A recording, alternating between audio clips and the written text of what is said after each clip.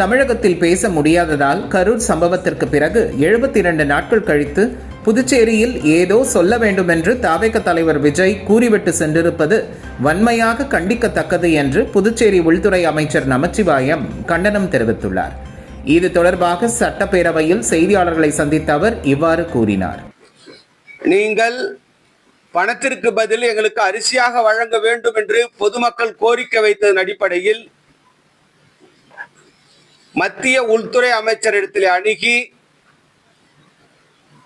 நீங்கள் டிபிடி என்ற முறையிலிருந்து புதுவை மாநிலத்திற்கு தளர்வளிக்க வேண்டும், புதுவை மாநில மக்கள் அரிசியாக கேட்கின்றார்கள், எனவே அதை கொடுக்க வேண்டும் என்று கோரிக்கை வைத்த நேரத்திலே மத்திய அரசானது மக்களுடைய எண்ணங்களை நிறைவேற்றுவதற்கு ஏதுவாக அதற்கு ஒப்புதல் அளித்து இந்த திட்டமானது ரேஷன் கடைகள் மூலமாக சிறப்பாக நடந்து வருவதை புதுவை மாநில மக்கள் நன்கு அறிவார்கள். ஆனால் இங்கு அவர் ரேஷன் கடையே இல்லை என்பதை போல ஒரு பொய்யான ஒரு பரப்புரையை சொல்லிவிட்டு சென்றிருக்கின்றார். அந்த பரப்புரையில் உண்மை இல்லை என்பதை இந்த நேரத்திலே நான் தெரிவித்துக் கொள்ள கடமைப்பட்டிருக்கின்றேன். சிவகங்கை காமராஜர் காலனி பகுதியில் கோயிலிடத்தில் அனுமதியின்றி கட்டப்பட்ட வீடுகளை அகற்ற நோட்டீஸ் வழங்கியதை கண்டித்து குடியிருப்பு வாசிகள் சாலை மறியல் போராட்டம் நடத்தினர். சிவகங்கை அருகே காமராஜர் காலனி பகுதியில் கடந்த 20 ஆண்டுகளுக்கும் மேலாக சுமார் 500க்கும் மேற்பட்ட குடும்பங்கள் வசித்து வருகின்றன. இப்பகுதி விநாயகர் கோவிலுக்கு சொந்தமான இடத்தில் உரிய அனுமதியின்றி வீடுகள் கட்டப்பட்டதாக நீதிமன்றத்தில் வழக்கு தொடரப்பட்டது. நீதிமன்ற உத்தரவை அடுத்து இந்து சமய அறநிலையத்துறைக்கு சொந்தமான நிலம் என்று தீர்ப்பு வெளியாகிய நிலையில் ஆக்கிரமித்து கட்டப்பட்ட வீடுகளை அகற்றுமாறு சமீபத்தில் மீண்டும் நோட்டீஸ் வழங்கப்பட்டது.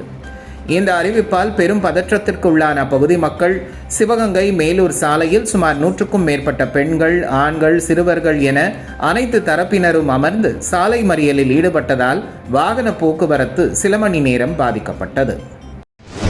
காஞ்சிபுரம் மாவட்டம் உத்திரமேரூர் சட்டமன்ற தொகுதிக்குட்பட்ட ஊரிக்கை பகுதியில் உள்ள அருள்மிகு திரௌபதி அம்மன் கோவில் வளாகத்தில் காஞ்சிபுரம் மாவட்டத்தைச் சேர்ந்த விவசாயிகள், நெசவாளர்கள் மற்றும் தொழில் முனைவோர்களை கிராம சபை கூட்டம் போல திண்ணை போட்டு அமர்ந்து அவர்களிடம் பாஜக மாநில தலைவர் நயினார் நாகேந்திரன் குறைகளை கேட்டறிந்தார். பிறகு செய்தியாளர்களை சந்தித்த நயினார் நாகேந்திரன் 2026 சட்டமன்ற தேர்தலில் தேசிய ஜனநாயக கூட்டணியில் எடப்பாடி தலைமையில் ஆட்சி அமையும் என்று கூறினார். அது ரொம்ப சந்தோஷமான விஷயம் தானே. அண்ணன் செங்கோட்டையன் அவர்கள் எனக்கு மிக மிக வேண்டியவர். நான் வயதிலே நான் சிறியவனாக இருந்தாலும் கூட என்னை குருஜி என்றுதான் அன்பாக அழைப்பார். வேறு அவருக்கு என் மீது என்ன கோபம் என்று தெரியவில்லை. நான் சொன்னது ஒரு நியாயமான விஷயத்தை சொன்னேன். அவர் இன்றைக்கு ஒரு இயக்கத்தில் போய் சேர்ந்திருக்கிறார். அதை பற்றி நான் குறை சொல்ல முடியாது. அந்த இயக்கம் இன்னும் வளர்ந்து வரவில்லையே, எடுத்த உடனே நாளைக்கு ஆட்சியிலே வருவோம் அப்படின்னு சொன்னால் அது எந்த விதத்தில் நியாயம் என்று தான் நான் கேட்பேன். ஒருவேளை என்னை டெபாசிட் இழக்க செய்வதற்கு அவர் திருநெல்வேலியே வந்து அவர் போட்டியிட போகிறாரா என்பது எனக்கு தெரியவில்லை. எங்களுடைய கோர் கமிட்டி மீட்டிங் போட்டு அதில் முடிவெடுத்து அதன் பிறகு ஜனவரி மாதத்திற்கு பேர் அதனுடைய முடிவு. கிருஷ்ணகிரி மாவட்டம் போச்சம்பள்ளி அடுத்துள்ள திப்பனூர் கிராமத்தில் மகாசக்தி மாரியம்மன் கோவில் கும்பாபிஷேக விழா விமரிசையாக நடைபெற்றது. கிருஷ்ணகிரி மாவட்டம் போச்சம்பள்ளி அடுத்துள்ள திப்பனூர் கிராமத்தில் அருள்மிகு மகாசக்தி மாரியம்மன் கோவில் புதிதாக எழுப்பப்பட்டது.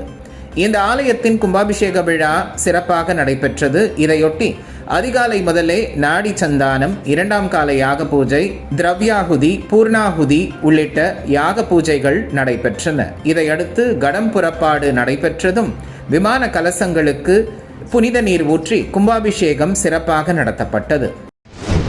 ராணிப்பேட்டை மாவட்ட ஆட்சியர் அலுவலகத்தில் நடைபெற்ற உலக மாற்றுத்திறனாளிகள் தினத்தில் மாணவர்களின் கலை நிகழ்ச்சிகளை கண்டு அமைச்சர் ஆர் காந்தி சிறிது நேரம் கண் கலங்கியபடி பேசினார். ராணிப்பேட்டை மாவட்ட ஆட்சியர் அலுவலகத்தில் உலக மாற்றுத்திறனாளிகள் தினத்தை முன்னிட்டு பல்வேறு நிகழ்ச்சிகள் மாவட்ட ஆட்சியர் முனைவர் சந்திரகலா தலைமையில் நடைபெற்றது. இதற்கு சிறப்பு அழைப்பாளராக தமிழக கைத்தறி மற்றும் துணிநூல் துறை அமைச்சர் ஆர் காந்தி கலந்து கொண்டு நிகழ்ச்சியை துவக்கி வைத்து பல்வேறு மாணவர்களின் கண்கவர் கலை நிகழ்ச்சிகளை பார்வையிட்டார். மாணவர்கள் விதிகள், சட்டங்களை அறிந்திருக்க வேண்டும் என உச்சநீதிமன்ற முன்னாள் தலைமை நீதிபதியும் கேரள முன்னாள் ஆளுநருமான சதாசிவம் தெரிவித்தார். வேலூர் மாவட்டம் காட்பாடியில் உள்ள VIT பல்கலைக்கழகத்தின் மெக்கானிக்கல் துறை சார்பில் 19வது உலகளாவிய உற்பத்தி மற்றும் மேலாண்மை மாநாடு அண்ணா அரங்கத்தில் VIT வேந்தர் முனைவர் விஸ்வநாதன் தலைமையில் நடைபெற்றது. இதில் சிறப்பு விருந்தினராக உச்சநீதிமன்ற முன்னாள் தலைமை நீதிபதியும் கேரள முன்னாள் ஆளுநருமான சதாசிவம் கலந்து கொண்டு குத்துவிளக்கேற்றி விழாவை துவக்கி வைத்தார். இதில் விஞ்ஞானிகள் சதீஷ் ரெட்டி, மதுசூதன் ரெட்டி, தாலிபில் பிரதீப் ஆகியோருக்கு வாழ்நாள் சாதனையாளர் விருதுகளும் வழங்கப்பட்டு விழா மாநாட்டு மலரையும் வெளியிட்டனர். இந்த சர்வதேச மாநாடு 3 நாட்கள் நடைபெறுகிறது. இதில் பல்வேறு நாடுகளைச் சேர்ந்த பிரதிநிதிகளும் பங்கேற்றுள்ளனர். திருப்பரங்குன்றம் விவகாரத்தில் நீதியரசர் சுவாமிநாதனுக்கு எதிராக மதுரையில் தேச விரோத சக்திகள் சோசியல் மீடியா மூலம் மிரட்டல் விடுத்துள்ளதாக நடிகை கஸ்தூரி தெரிவித்தார். வேலூர் மாவட்டம் திருப்பத்தூரில் செய்தியாளர்களை சந்தித்த அவர் இதனை கூறினார். இந்து முஸ்லிம் அப்படிங்கிற ஒரு வித்தியாசத்தை அங்க இருக்கக்கூடியவங்க யாருமே பாராட்டாத நேரத்துல யாருக்குமே தெரியாது. இந்துவுக்கும் சரி முஸ்லிமுக்கும் சரி யாருக்குமே தெரியாது. அப்படி இருக்கக்கூடிய நேரத்துல அந்த இடத்துல ஒரு தீபம் ஏத்துறத இவ்வளவு பெரிய விஷயமா அத எண்ணெய் ஊற்றி வளர்த்து தீபத்தை ஏத்தல, ஆனா அதற்கான சர்ச்சையை எண்ணெய் ஊற்றி வளர்த்திருக்கிறது இந்த திமுக அரசு. குன்றம் விஷயத்துல நீதிமன்ற அவமதிப்பையும் செஞ்சு போட்டு தொடர்ச்சியாக 3 முறை நீதிமன்ற தீர்ப்பை மீறிய தமிழக திமுக இந்து விரோத அரசுக்கு என்னுடைய வன்மையான கண்டனங்களை தெரிவித்துக் கொள்கிறேன். அதே சமயத்துல நேற்று நீதியரசர் GR சுவாமிநாதன் அவர்கள் இன்னும் தெளிவான ஒரு தீர்ப்பை கொடுத்திருக்கிறாரு. வாலாஜாபேட்டை அருகே சட்டவிரோதமாக ஏரியில் மணல் கடத்தலில் ஈடுபட்ட 6 லாரிகள் உட்பட 5 ஓட்டுநர்களை கைது செய்து நடவடிக்கை மேற்கொள்ளப்பட்டுள்ளது. ராணிப்பேட்டை மாவட்டம் வாலாஜாபேட்டை அடுத்த கோவிந்தச்சேரி குப்பம் என்ற பகுதியில் சட்டவிரோதமாக ஏரியிலிருந்து லாரிகள் மூலம் மணல் கடத்தப்படுவதாக புவியியல் மற்றும் சுரங்கத்துறை அதிகாரிகளுக்கு ரகசிய தகவல் கிடைத்தது. அதன் பேரில் கனிமம் மற்றும் சுரங்கத்துறை உதவி இயக்குனர் ஸ்ரீனிவாசராவ் தலைமையிலான அதிகாரிகள் நேரடியாக களத்திற்கு விரைந்து சென்று பார்த்தபோது அங்கு லாரிகளின் மூலம் ஏரி மணல் லோடுடன் இருப்பதை கண்டு அதிர்ச்சி அடைந்ததோடு இது தொடர்பாக வாலாஜாபேட்டை காவல் நிலையத்தில் தகவல் தெரிவித்தனர். அதன் பேரில் போலீசார் வந்து சட்டவிரோதமாக ஏரியில் மணல் கடத்திய 6 லாரிகளையும் பறிமுதல் செய்ததோடு அதற்கு உடந்தையாக இருந்த லாரி ஓட்டுநர்கள் 5 பேரையும் கைது செய்து அவர்கள் மீது வழக்கு பதிவு செய்து நடவடிக்கை மேற்கொண்டனர். திருப்பூர் மாவட்டம் பல்லடம் அருகே தோட்டத்தில் இருந்த ஆடு, கன்று குட்டிகளை தெருநாய் கும்பல் ஒன்று கடித்து குதறிய சம்பவம் பரபரப்பை ஏற்படுத்தியுள்ளது. திருப்பூர் மாவட்டம் பல்லடம் அருகே ஆலங்குளம் பிரிவு பகுதியில் நிலன் என்பவர் ஆடு மற்றும் மாடுகளை வைத்து பராமரித்து பிழைப்பு நடத்தி வருகிறார். இந்த நிலையில் நேற்றிரவு ஆடு மற்றும் மாடுகளை கட்டி வைத்துவிட்டு தூங்கச் சென்ற நிலையில் காலை எழுந்து வந்து பார்த்தபொழுது 2 ஆடுகள் மற்றும் ஒரு கன்றுக்குட்டி ஆகியவை உயிரிழந்ததைக் கண்டு அதிர்ச்சி அடைந்தார். அதைத் தொடர்ந்து தோட்டப்பகுதியில் வைத்திருந்த கண்காணிப்பு கேமரா பதிவை பார்த்தபொழுது ஆடுகளை கட்டி வைத்திருந்த இடத்தில் நாய்கள் கடித்து குதறும் காட்சிகள் பதிவானதைக் கண்டு அதிர்ச்சி அடைந்தார். திருப்பூரில் உள்ள அரசு பள்ளி மாணவர்கள் தங்களை டான் போல சித்தரித்து செல்போன் மூலம் பள்ளியில் வீடியோக்களை எடுத்து சமூக வலைதளங்களில் பதிவிட்ட சம்பவம் அதிர்ச்சியை ஏற்படுத்தியுள்ளது. கடந்த சில வருடங்களாக மாணவர்களிடம் செல்போன் மோகம் அதிகரித்துள்ளது. இந்த நிலையில் திருப்பூர் பழைய பேருந்து நிலையம் அருகே செயல்பட்டு வரும் KSC அரசு ஆண்கள் மேல்நிலைப் பள்ளியில் 11ஆம் வகுப்பு பயிலும் மாணவர்கள் சிலர் தாங்கள்தான் கெத்து என்ற பாணியில் பள்ளியில் மாணவர்கள் கூட்டமாக இருப்பது போலவும் அதிலும் ஒரு சில மாணவர்கள் தங்களை டான் போல மிகைப்படுத்தி அட்ராசிட்டியில் ஈடுபடும் காட்சிகளை அவர்களாகவே வீடியோ பதிவு செய்து தற்போது சமூக வலைதளங்களில் பதிவிட்டுள்ளனர். காமராஜர் பற்றி இழிவாக பேசிய யூடியூபர் மீது நடவடிக்கை எடுக்க கோரி நாடார் சங்கங்களின் கூட்டமைப்பு சார்பில் ஆர்ப்பாட்டம் நடைபெற்றது. தமிழகத்தின் முன்னாள் முதல்வர் காமராஜர் குறித்து மை இந்தியா எனும் யூடியூப் சேனல் நடத்தி வரும் முக்தார் அகமது என்பவர் சமீபத்தில் தரக்குறைவாக பேசியதாக கூறப்படுகிறது. இது பெரும் அதிர்வலைகளை ஏற்படுத்திய நிலையில் காமராஜர் குறித்து அவதூறு பரப்பும் வகையில் பேசிய யூடியூபர் முக்தர் மீது நடவடிக்கை எடுக்க வேண்டும் என வலியுறுத்தி திருப்பூர் மாவட்டம் நாடார்கள் கூட்டமைப்பு மற்றும் அனைத்து வணிகர்கள் சங்கம் சார்பில் திருப்பூர் மாவட்ட ஆட்சியர் அலுவலகம் முன்பாக ஆர்ப்பாட்டம் நடத்தப்பட்டது. இதில் கலந்து கொண்டவர்கள் யூடியூபருக்கு எதிராக கோஷங்களை எழுப்பியும் அவர் மீது சட்ட ரீதியான நடவடிக்கை எடுக்க வலியுறுத்தியும் கோஷங்களை எழுப்பினர். திருப்பூர் மாநகராட்சி தூய்மை வாகன ஓட்டுநர்கள் நிர்ணயிக்கப்பட்ட கூலியை வழங்க கோரி வேலை நிறுத்த போராட்டத்தில் ஈடுபட்டனர். திருப்பூர் மாநகராட்சிக்குட்பட்ட 4 மண்டலங்களிலும் 200க்கும் மேற்பட்ட தூய்மை வாகனங்களும் ஓட்டுநர்களும் உள்ளனர். இந்த நிலையில் தூய்மை வாகனங்களை இயக்கும் ஓட்டுநர்கள் நிர்ணயிக்கப்பட்ட நாள் கூலியான 666 ரூபாயை வழங்க வேண்டும், சம்பளத் தொகையை காலம் தாழ்த்தாமல் வழங்க வேண்டும் என்பன உள்ளிட்ட கோரிக்கைகளை வலியுறுத்தி வேலை நிறுத்த போராட்டத்தில் ஈடுபட்டு வருகின்றனர். இதன் காரணமாக மாநகர பகுதிகளில் தூய்மை பணிகள் பாதிப்படைந்துள்ளன. திருப்பூர் மாவட்டம் தாராபுரம் அருகே சொகுசு கார் எரிந்து சேதமடைந்தது. திருப்பூர் மாவட்டம் தாராபுரம் அருகே உள்ள மூலனூர் சின்ன மருதூர் பகுதியைச் சேர்ந்தவர் சின்னசாமி. இவரது மகன் ஆனந்த் விவசாய தொழில் செய்து வருகிறார். இந்த நிலையில் ஆனந்த் உபயோகப்படுத்திய சொகுசு காரை விற்பனை செய்துவிட்டு மாற்றாக மற்றொரு காரை வாங்குவதற்காக தாராபுரம் பகுதியில் செயல்பட்டு வரும் தனியார் கன்சல்டிங்கில் கொடுத்துள்ளார். அப்போது தாராபுரத்திலிருந்து எடுத்துச் சென்ற சொகுசு காரானது குண்டடம் அருகே உள்ள சூரியநல்லூர் டோல்கேட் அருகே சென்று கொண்டிருந்த பொழுது காரின் முன்பகுதியில் என்ஜினிலிருந்து புகை வரவே ஓட்டுநர் காரை நடுவழியில் நிறுத்தியுள்ளார். தொடர்ந்து ஓட்டுநர் ஆசிக் காதர் காரை நிறுத்திவிட்டு பார்க்கும் பொழுது கார் மளமளவென தீப்பிடித்து எரிய துவங்கியது. தூத்துக்குடியில் 5 மாற்றுத்திறனாளி ஜோடிகளுக்கு கூட்டு திருமணம் நடைபெற்றது. தூத்துக்குடி சில்வர்புரம் பகுதியில் லூசியா மாற்றுத்திறனாளிகள் மறுவாழ்வு மையம் அமைந்துள்ளது. இந்த மையம் சார்பில் மாற்றுத்திறனாளிகளுக்கு கடந்த செப்டம்பர் 15ஆம் தேதி சுயம்வரம் நடத்தப்பட்டது. இதில் பல மாற்றுத்திறனாளிகள் கலந்து கொண்டு தங்களுக்கான வாழ்க்கை துணையை தேர்வு செய்தனர். பிறகு இரு குடும்பத்தினருக்கும் பேச்சுவார்த்தை நடத்தி திருமணம் செய்ய முடிவு செய்யப்பட்டது. அதன்படி 5 ஜோடிகள் திருமணம் செய்ய முடிவு செய்தனர். தேர்வு செய்த 5 ஜோடிகளுக்கும் தூத்துக்குடி மறை மாவட்ட ஆயர் ஸ்டீபன் தலைமையில் திருமணம் நடைபெற்றது. மயிலாடுதுறை மாவட்டம் குத்தாலத்தில் 2.96 கோடி ரூபாயில் கலைஞர் கருணாநிதி நினைவு புதிய பேருந்து நிலையம் கட்ட நகராட்சி நிர்வாகம் மற்றும் குடிநீர் வழங்கல் துறை அமைச்சர் KN நேரு அடிக்கல் நாட்டினார். அப்போது அமைச்சர் KN நேரு பேசும்போது குத்தாலம் பகுதிக்கு மட்டும் 36,000 கோடி வளர்ச்சி பணிக்காக வழங்கப்பட்டுள்ளது என்றும் தமிழகத்தில் நமது திமுக ஆட்சியில் 17,000 கிலோமீட்டர் சாலை போடப்பட்டுள்ளதாகவும் கூறினார்.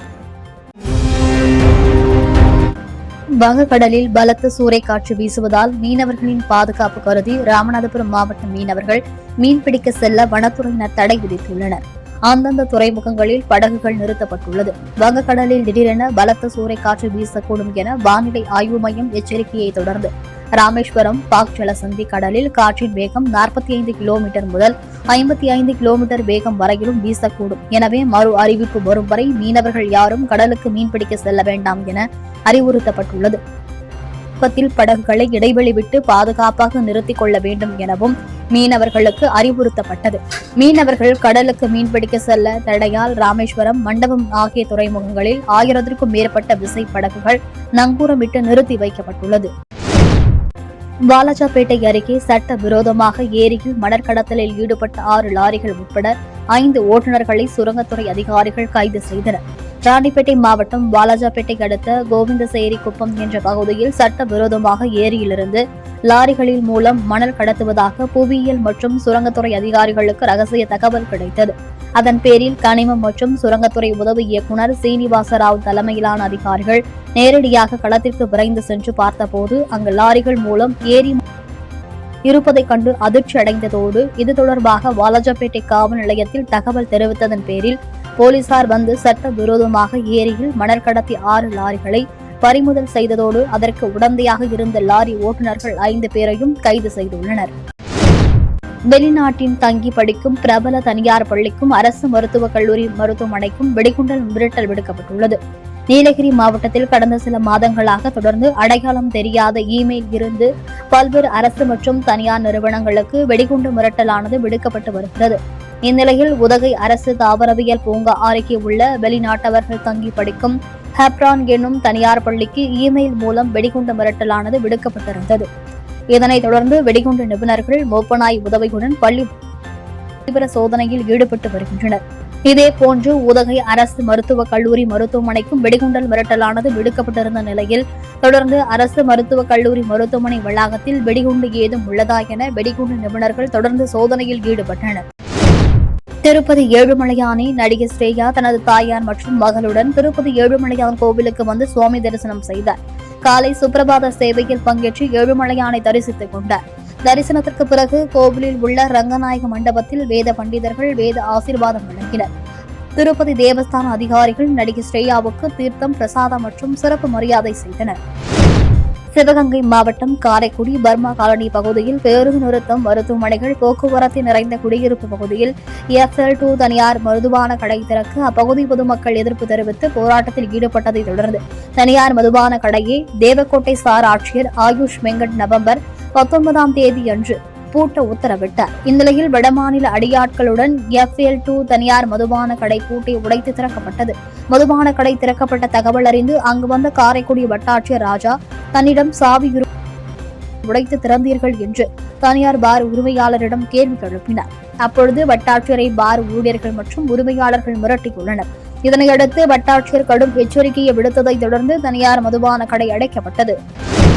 தேனி மாவட்டம் கம்பத்தில் ஐக்கிய விவசாயிகள் ஒருங்கிணைப்பு குழு சார்பாக மத்திய அரசின் விதை கொள்கையை கண்டிக்கும் விதமாக நகல் எரிப்பு போராட்டம் நடைபெற்றது.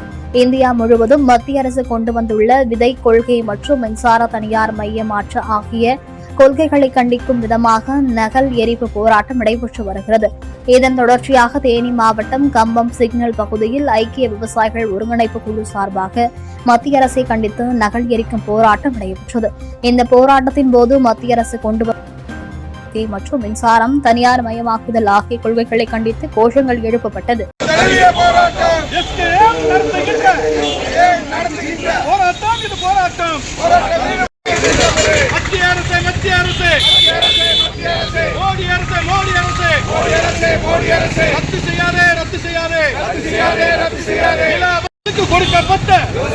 கொடுக்கப்பட்ட இலவச மின்சாரத்தை ரத்து செய்யாதே, ரத்து செய்யாதே, திரும்ப பெறு, திரும்ப பெறு, துணை போகாதே, துணை போகாதே, அதானிக்கும் அம்பானிக்கும், அதானிக்கும் அம்பானிக்கும், துணை போகாதே, துணை போடி நாயக்கனூரில் திமுக மாநில செயற்குழு உறுப்பினரும் போடி நகராட்சி நகரமன்ற உறுப்பினர் ராஜராஜேஸ்வரி உடையை கணவரும் பிரபல ஏலக்காய் வியாபாரியுமான சங்கர் வீடு அலுவலகம் மற்றும் ஏலக்காய் குடோனில் நடைபெற்ற அமலாக்கத்துறையினர் மேற்கொண்ட ரெய்டு நிறைவு பெற்றது. நள்ளிரவையும் தாண்டி விடிய விடிய நடைபெற்ற விசாரணையை தொடர்ந்து 5வது நாளான அமலாக்கத்துறை அதிகாரிகள் புறப்பட்டு சென்றனர். உரிய ஆவணங்கள் எதுவும் கிடைக்கப்பெறாத நிலையில் நேரில் மீண்டும் விசாரணைக்கு ஆஜராக வேண்டும் என்று சம்மன் வழங்கிவிட்டு புறப்பட்டு சென்றனர். தேனி மாவட்டம் போடிநாயக்கனூர் நகராட்சி நகரமன்ற தலைவர் ராஜராஜேஸ்வரி சங்கருடைய கணவரும் திமுக செயற்குழு உறுப்பினருமான சங்கர் ஏலக்காய் வியாபாரம் செய்து வருகிறார். கடந்த 30 ஆண்டுகளாக ஏலக்காய் வர்த்தகத்தில் ஈடுபட்டு வரும் நிலையில் தற்போது அவர் மீது ஏலக்காய் வர்த்தக முறைகேடு மற்றும் வரி ஏய்ப்பு தொடர்பாக சுமார் 30க்கும் மேற்பட்ட அமலாக்கத்துறை மற்றும் வருமான வரித்துறை அதிகாரிகள் தீவிர விசாரணை மேற்கொண்டு வருகின்றனர். குறைந்தபட்ச பென்ஷன் தொகை 9,000 வழங்கிட வலியுறுத்தி பென்ஷன்தாரர் சங்கங்களின் கூட்டமைப்பு சார்பில் சேலம் கோட்டை மைதானத்தில் மண்சட்டி ஏந்தி தூர்ந்த ஆர்ப்பாட்டம் நடைபெற்றது. சேலம் கோட்டை மைதானத்தில் 1995 EPS பென்ஷன்தாரர் சங்கங்களின் கூட்டமைப்பு சார்பில் வருங்கால வைப்பு நிதியை பாதுகாக்கவும், குறைந்தபட்ச பென்ஷன் தொகை ரூபாய் 9,000 வழங்குதல் உள்ளிட்ட பல்வேறு கோரிக்கைகளை வலியுறுத்தி ஆர்ப்பாட்டம் நடைபெற்றது. சேலம் மாவட்ட தமிழ்நாடு ஓய்வூதியர்கள் சங்கங்களின் செயலாளர் செல்வராஜ் தலைமையில் நடைபெற்ற ஆர்ப்பாட்டத்தில் மேக்னைசைட், பஞ்சாலை, கெமிப்ளேஸ், சிவில் சப்ளை மற்றும் கூட்டுறவுத்துறை போன்ற அனைத்து துறை ஓய்வு பெற்ற ஊழியர்கள் 100க்கும் மேற்பட்டோர் கலந்து கொண்டு மத்திய அரசுக்கும் எதிராக வலியுறுத்தும் வகையில் கோரிக்கை முழக்கங்களை எழுப்பினர். புதுக்கோட்டை அண்ணா சிலை அருகே ஐக்கிய விவசாயிகள் முன்னணி ஒருங்கிணைப்பு குழு சார்பில் மத்திய அரசை கண்டித்து நகல் எரிப்பு போராட்டத்தில் ஈடுபட முயற்சிப்பதால் பரபரப்பு ஏற்பட்டது. தமிழ்நாடு முழுவதும் பாரதிய ஜனதா கட்சி பாரத பிரதமர் மோடி அரசை விதை சட்டம் 2025 திரும்ப பெற வேண்டும், மின்சாரம் திருத்தம் மற்றும் 2025 திரும்ப பெற வேண்டும் என கோரிக்கை வைத்து நாடு முழுவதும் நகல் எரிப்பு போராட்டம் நடைபெற்று வருகிறது. அதன் ஒரு பகுதியாக புதுக்கோட்டை அண்ணா சிலை அருகே ஐக்கிய விவசாயிகள் முன்னணி ஒருங்கிணைப்பு குழு சார்பில் நகல் நடைபெற்றது. மத்திய அரசு அறிவித்துள்ள அறிவிப்புகள் குறித்த துண்டு பேப்பரை எரிக்க முற்பட்ட நிர்வாகிகளை காவல்துறையினர் தடுத்து நிறுத்தி அவர்களிடம் எரிக்கப்பட்ட நகலை பிடுங்கி கீழே போட்டு மிதித்து தடுத்து நிறுத்தினர். இதனால் ஆர்ப்பாட்டக்காரர்களுக்கும் காவல்துறைக்கும் சிறிது நேரம் வாக்குவாதம் ஏற்பட்டதால் அப்பகுதியில் பரபரப்பு ஏற்பட்டது. கிருஷ்ணகிரி மாவட்டம் ஓசூரில் மூத்தறிஞர் ராஜாஜியின் 147வது பிறந்த தின விழாவை முன்னிட்டு அவர் பிறந்து வாழ்ந்த நினைவு இல்லத்தில் மாவட்ட ஆட்சியர், சட்டமன்ற உறுப்பினர், மேயர் சிலைக்கு மாலை அணிவித்து மரியாதை செலுத்தினர். கிருஷ்ணகிரி மாவட்டம் ஓசூர் அருகே உள்ள தோரப்பள்ளி அகர்காலத்தில் மூத்தறிஞர் ராஜாஜி பிறந்து வளர்ந்த இல்லத்தில் அவரது 147வது பிறந்தநாள் விழா தமிழக அரசின் சார்பில் கொண்டாடப்பட்டது. நினைவு இல்லத்தில் அலங்கரித்து வைக்கப்பட்டிருந்த மூத்தறிஞர் திருவுருவ படத்திற்கு மாவட்ட ஆட்சியர் தினேஷ்குமார், ஓசூர் சார் ஆட்சியர் திரு சேத்தி, சட்டமன்ற உறுப்பினர் பிரகாஷ், மேயர் ஏ சத்யா ஆகியோர் மலர் அணிவித்து மாலை செலுத்தி அஞ்சலி செலுத்தினர். அதேபோல அவரது நினைவு இல்லத்தில் உள்ள மூத்தறிஞரின் சிலைக்கு மாவட்ட ஆட்சியர், சட்டமன்ற உறுப்பினர், மேயர் உள்ளிட்டோர் மாலை அணிவித்து மரியாதை செலுத்தினார்கள். இதைத் தொடர்ந்து அங்கு வைக்கப்பட்டிருந்த பார்வையாளர்கள் புத்தகத்தில் அனைவரும் கையெழுத்திட்டனர். ஈரோட்டில் தொடர் கஞ்சா விற்பனையில் ஈடுபட்டு வந்த 25க்கும் மேற்பட்ட வழக்குகள் உள்ள பழங்குற்றவாளியை போலீசார் கைது செய்து 3 கிலோ கஞ்சாவை பறிமுதல் செய்தனர். ஈரோடு கருங்கல்பாளையம் காவல் நிலைய எல்லைக்கு உட்பட்ட பகுதிகளில் தொடர் கஞ்சா நடைபெற்று வருவதாக புகார் எழுந்த வண்ணம் இருந்தன. இந்நிலையில் கருங்கல்பாளையம் காவிரி ஆற்றின் கரையோர பகுதியில் கஞ்சா விற்பனை நடைபெற்று வருவதாக வந்த தகவலின் அடிப்படையில் போலீசார் சோதனையில் ஈடுபட்டனர். அப்போது அங்கு சந்தேகத்திற்கு இடமளிக்கும் வகையில் நின்று கொண்டிருந்த நபரை பிடித்து விசாரணை நடத்தியதில் அவர் கஞ்சா தெரிய வந்தது. இதனைத் தொடர்ந்து காவல் நிலையம் அழைத்து சென்று விசாரணை நடத்திய அவன் வீரப்பன் சத்திரம் பகுதியை சேர்ந்த யோகேஸ்வரன் என்பதும், இவன் தற்போது நாமக்கல் மாவட்டம் பள்ளிப்பாளையம் பகுதியில் குடியிருந்து வருவதும், இவன் 25க்கும் மேற்பட்ட வழக்குகள் உள்ள பழங்குற்றவாளி என்பதும் தெரிய வந்தது.